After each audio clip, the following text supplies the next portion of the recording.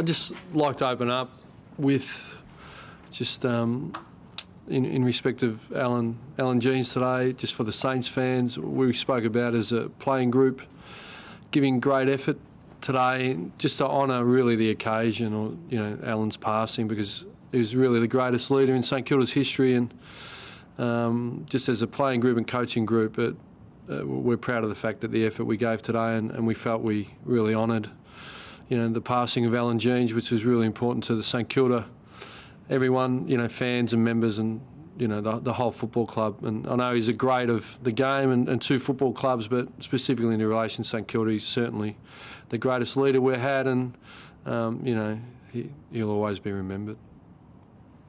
Was there any different sort of preparation in the game in terms of maybe videos or something like that to sort of convey that message to the players? Yeah, certainly spoke about it. Had some footage of Alan, not as a motivational, but just to make sure everyone, which the bulk are fully, but we've got some young players, and just a reminder of his contribution, and obviously, the relationship with the club, and and as always, out of that, there's some great, obviously, coaching messages.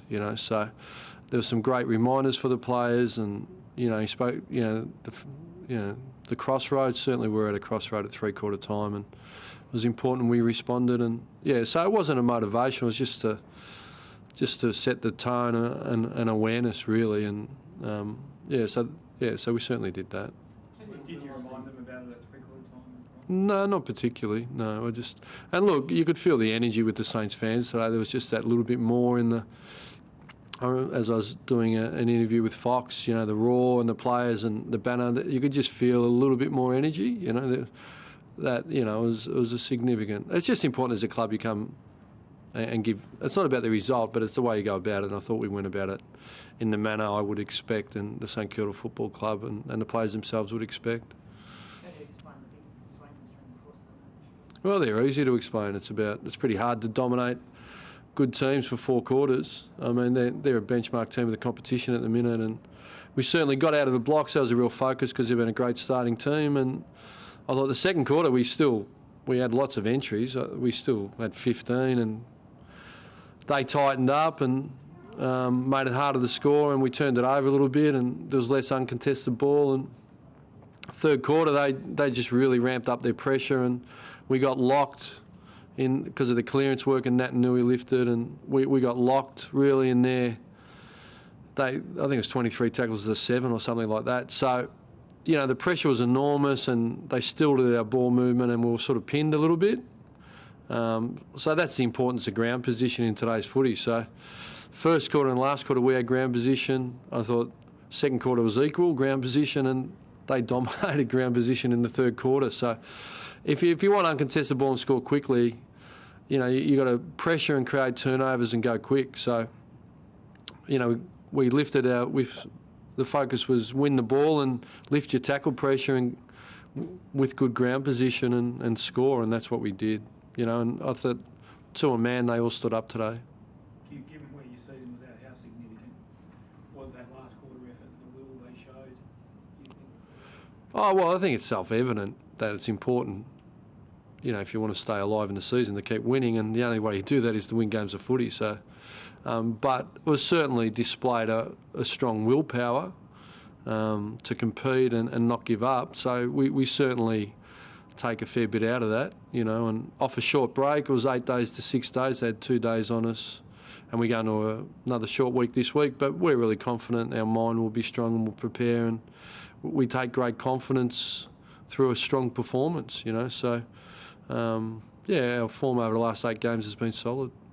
Looked like the playing group copped a bit of a battering out there, standing under a lot of marks, Sam Fisher, Gilbert, etc. Apart from James Gould, must have been pleased with the courage they showed.